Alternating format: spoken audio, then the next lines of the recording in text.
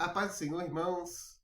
Estamos iniciando a terceira aula do módulo Armatiologia. A armatiologia é o estudo sobre a queda do homem, a doutrina do pecado. E hoje nós vamos falar sobre a natureza do pecado. Sabemos que existe o bem e existe o mal.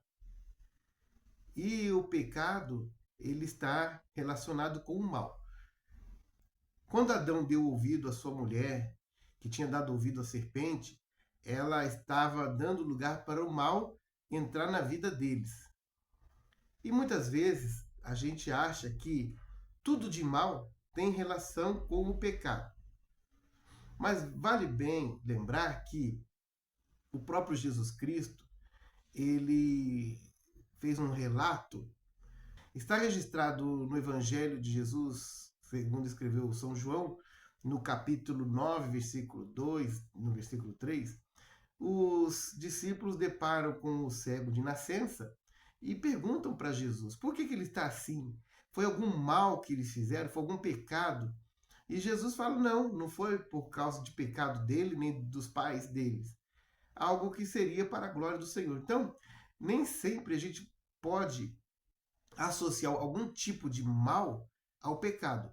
Mas o pecado, ele gera algum tipo de mal. Ou seja, o pecado, ele gera algum tipo de consequência na vida das pessoas. Sabemos que o ser humano, ele tem dentro de si este pecado. Um pecado a qual nós chamamos teologicamente de pecado original, que seria o pecado herdado por Adão. Nós, como descendentes, nós nascemos com este pecado original. E nós estamos dentro desse contexto de pecado original. Você perceba que a palavra do Senhor está dizendo aqui, olha, na primeira epístola do apóstolo João, capítulo 1, versículo 8. Percebam a grande diferença. Se dissermos que não temos pecado, enganamo-nos a nós mesmos e não há verdade em nós. Se confessarmos os nossos pecados, ele é fiel e justo para nos perdoar os pecados e nos purificar de toda injustiça. 1 João, capítulo 1, versículo 8. Perceba que, quando ele diz, se dissermos não temos pecado, está relacionado ao pecado original. Porque todos nós temos esta infecção no nosso corpo. Por isso que nós chamamos de pecado original. É o pecado que está dentro de nós. Agora, quando nós temos esse pecado dentro de nós, ele apresenta alguns sintomas que aparecem em nossa vida que nós chamamos de impulso. Esses impulsos, ele está registrado aqui, ó, se confessarmos os nossos pecados, ele é fiel e justo para nos perdoar. Então, quando o apóstolo João está relatando aqui, se nós confessarmos nosso pecado, ele está dizendo assim, ó, vocês estão com o pecado original e não há como se escapar disso. Mas se vocês pecar, se vocês tiverem algum impulso por causa do pecado original, vocês têm que pedir perdão e o Senhor Deus é fiel em perdoar e vos purificar. E qual seria então esse pecado que João está falando? Nós chamamos na teologia de pecados atuais. Gálatas capítulo 5, versículo 19 e 21. Ora, as obras da carne são conhecidas como prostituição, impureza, lascívia, idolatria, feitiçaria, inimizades, porfia, ciúmes, ira, discórdia, dissensão, facção, inveja, bebedice, glutonaria e coisas semelhantes, coisas parecidas a essas. Às vezes ele está colocando, a lista é extensa. Coisas parecidas com essas, a respeito das quais eu vos declaro, como já falei outra vez, não herdarão o reino de Deus os quais praticam.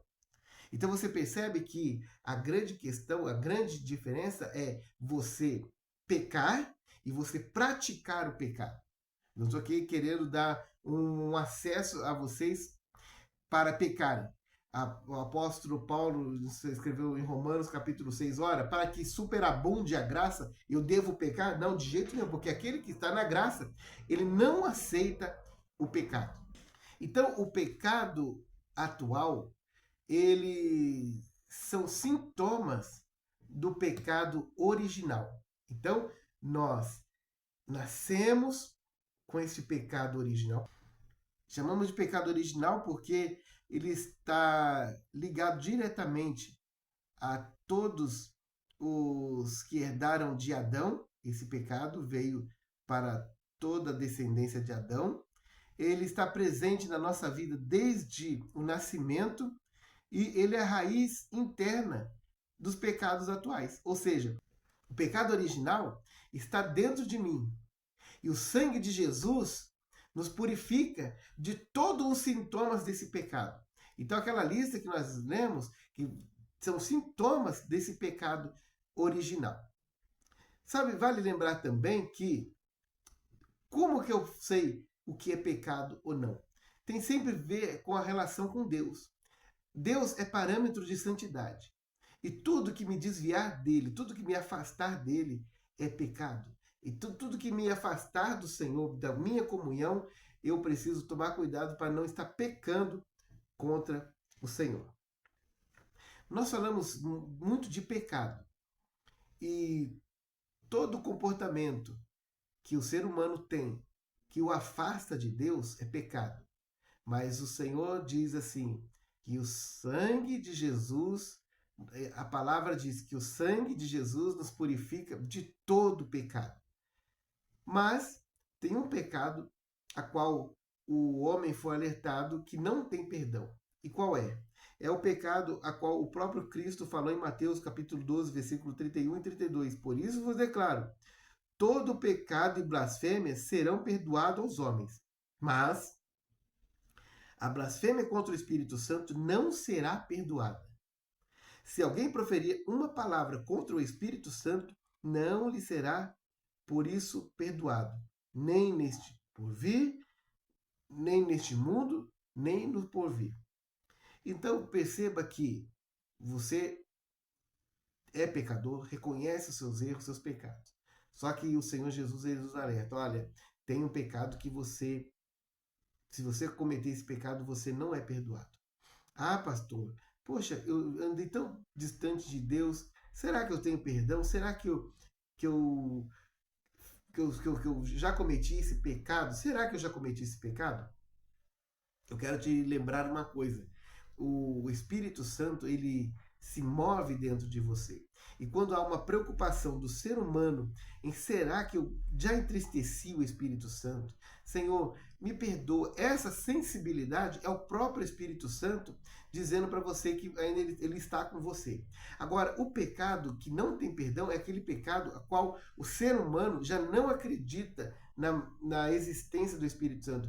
Ele anula completamente a pessoa do Espírito Santo.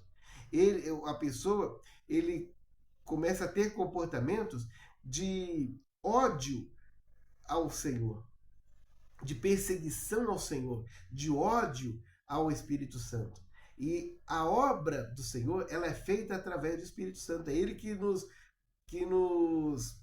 é o Espírito Santo que nos protege, é o Espírito Santo que nos convence. E quando você está com o coração fechado ao Espírito Santo, você não tem como ser salvo. Então, esse é o pecado imperdoável.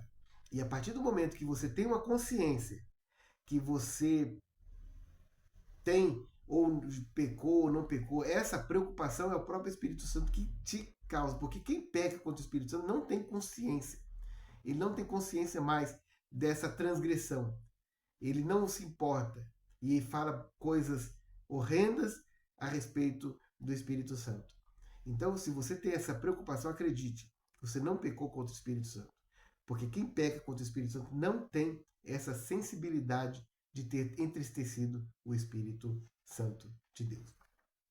Embora estamos vivendo em um mundo que está atacando a igreja, nós temos que nos proteger e estarmos sempre atentos, porque o pecado ele traz várias consequências para nós.